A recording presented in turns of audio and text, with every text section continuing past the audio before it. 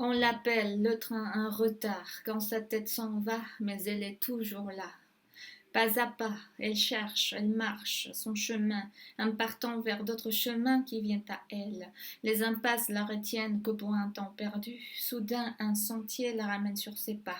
Quelques carrefours elle croise, ou encore confrontée à des choix, la confusion l'envahit, le vertige du vide, l'excitation de l'après, son ventre brûle, les cœurs saignent, guerrière qui guérit son âme devenue stérile, inerte, abîme son fond, et en tombant elle s'abîme, tandis que lui crame sa vie.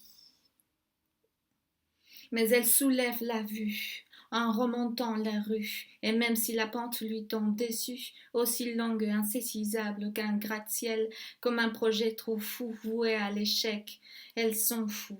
S'acharne doucement, elle y croit son savoir, attirée par un but infini et indéfini, il lui est impossible de s'arrêter. Pauvre petite folle, fragile fleur fumée, fantôme, fleuve qui pleure à flots, fissure, faillite, force douce, mais femme, blessée, mais décidée.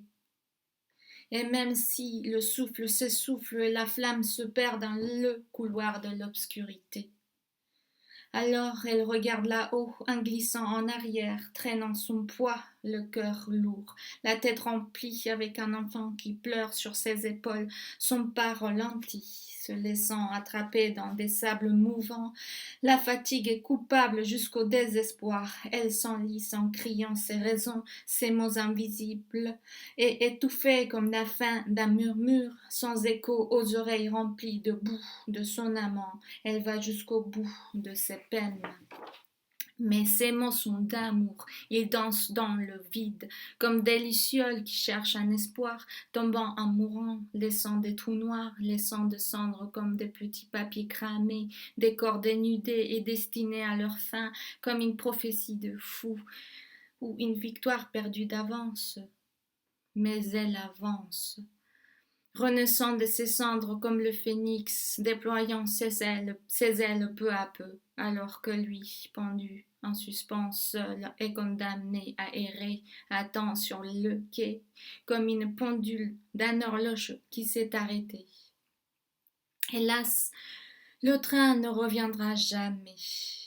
À force de chercher d'autres trophées, il a perdu sa petite fée, et maintenant il ne lui reste plus que les poussières du passé. Et la nuit se fait longue, les nuages aveuglent les cieux. Soudain, comme un petit miracle en plein milieu du chaos, une percée de lumière argentée bleu nuit découvre la moitié de son visage noirci, révélant une larme qui coule sur sa joue comme une étoile filante, une lueur d'un mystère sacré, une lueur d'espoir, une petite fuite d'un mystère sacré, ô petit cadeau rédempteur, un fil d'air, un soulagement incertain, une petite voix clandestine. Au fur et à mesure qu'elle coule sur son passage discret, elle porte l'annonce d'un grand secret, comme un bouleversement souterrain, traçant une cicatrice comme un chemin de fer sur sa peau, laissant paraître le début d'une histoire latente dérivant vers l'inconnu, comme une rivière pleine de promesses pour le lendemain au réveil. Ah, on n'est pas si mort, mais plus vivant qu'avant, renaître en vie, car elle est toujours vivante aujourd'hui. Le retour à l'innocence avec les mains pleines, des histoires passées comme des contes de fées. Après un long voyage dans l'adversité, elle découvre ses yeux noirs clairs, la tête légère remplie de lumière, le regard perçant le vide. Un premier pas encore, une éclosion d'hiver, l'absence de la peur. Tant Donc je suis présente. Les restes d'un vertige, un élan nouveau d'une inertie ancienne. Une envie de lui prendre dans ses bras comme une manifestation de paix, une révolution sans armes avec un au revoir muet. Et la voilà arrivée.